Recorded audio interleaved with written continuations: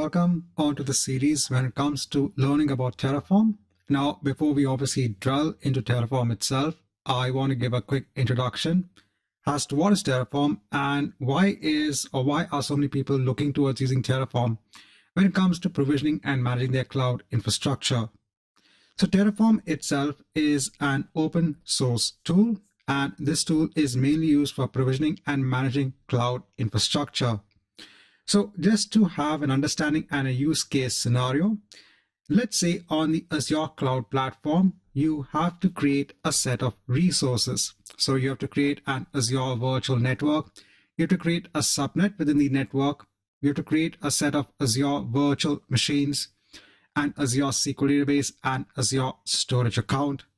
Now, normally what you'll do is you'll go onto the Azure portal and one by one, you'll start deploying these resources.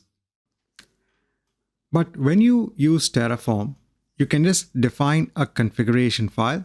You can submit the configuration file onto the Terraform executable, and then Terraform will actually automatically deploy those resources based on your Terraform configuration file.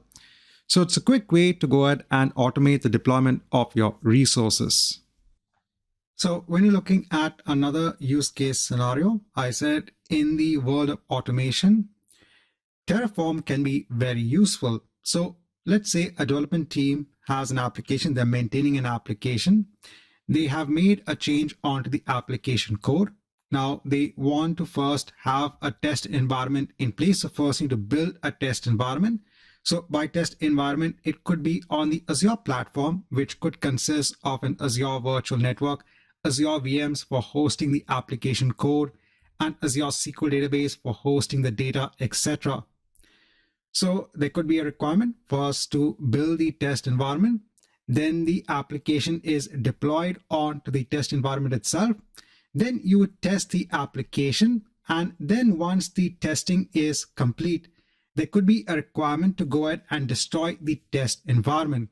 So in order to reduce costs, the company might tell that once the testing is over, we don't need the Azure virtual machines. We don't need the Azure SQL database. When you want to deploy the next version of the application for testing, then go ahead and build the test environment again. So in such cases, if you're going to the Azure portal and if you're going to deploy the resources one by one, then it will actually take time to build this environment. And this is the most simplest of environments that you can actually build on the Azure platform.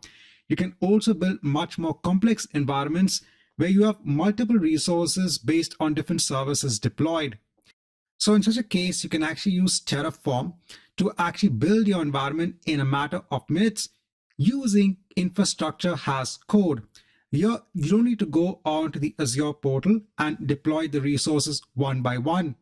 You have a configuration script or a file in place that specifies all the resources that you want to deploy. And then you tell Terraform, please deploy those resources based on what is defined in that configuration file. And within a matter of minutes, you'll have your resources deployed on the Azure platform. Here I am on the official page when it comes on Terraform itself. Now, another big advantage when it comes on Terraform is that it actually works with a variety of cloud platforms. So it works with Microsoft Azure, it works with Amazon Web Services, it also works with the Google Cloud Platform. Now, when you look at Microsoft Azure, they also have Azure Resource Management Templates, which actually does the same job. So all of this is infrastructure as code, wherein you go ahead and specify what infrastructure needs to be deployed as code. And as we go in this series on understanding how to build infrastructure as code using Terraform, you'll actually have a better understanding. But when it comes to Microsoft Azure, you can also use ARM templates to actually build your infrastructure as code. But this is only pertinent onto Azure.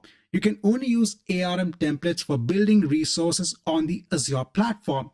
But when you look at Terraform, Terraform can actually work with a variety of cloud platforms.